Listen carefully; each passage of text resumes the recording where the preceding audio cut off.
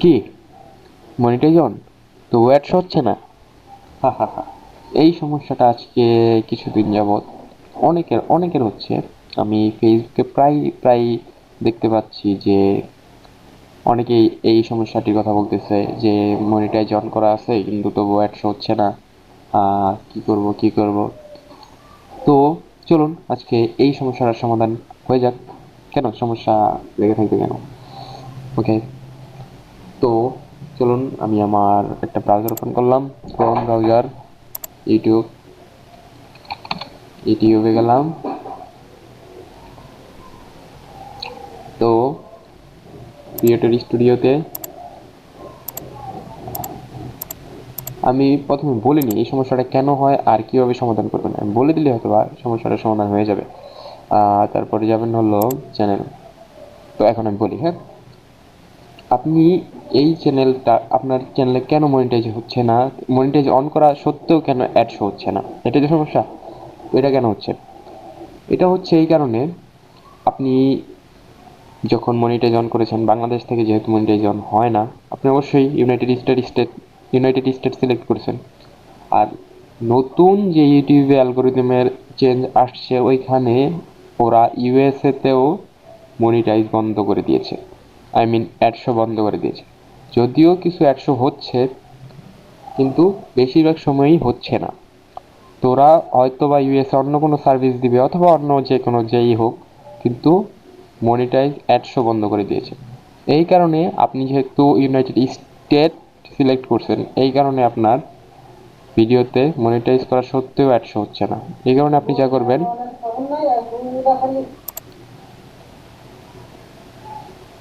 এই যে আমার ইউনাইটেড স্টেট করা আছে, এখানে আপনার ইন্ডিয়া সিলেক্ট করবেন। ইন্ডিয়ান সব ভিডিওগুলোতে অন্য কান্ট্রি সিলেক্ট করলে হবে, ইন্ডিয়া যেহেতু আমাদের পাশের কান্ট্রি।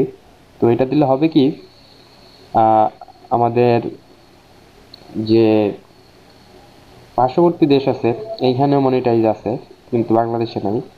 এতে হবে তারা বুঝতে পারবে যে এরা কাছাকাছি যে দেশ আছে ওই দেশ ইউজ করতেছে।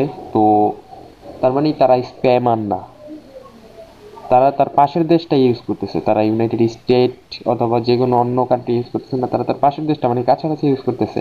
তার মানে তাদেরকেও মনিটাইজটা দেওয়া উচিত, এরকম একটা চিন্তা ভাবনা আসতে হবে। যাই হোক, তো করে দিয়ে তারপরে সেভ দিয়ে দিবেন। তো এই যে আমিও সেভে ক্লিক করলাম। এবার আমি আমার একটা ভিডিও অন করি।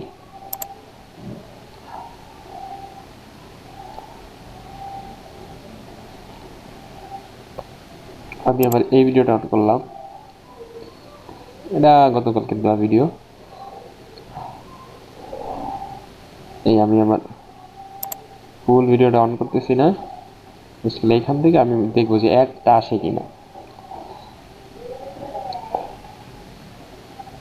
এই যে দেখুন, এই যে অ্যাড কিন্তু এই যে চলে আসছে, এই যে download now, play any video with media player 10 feed install, মানে একটা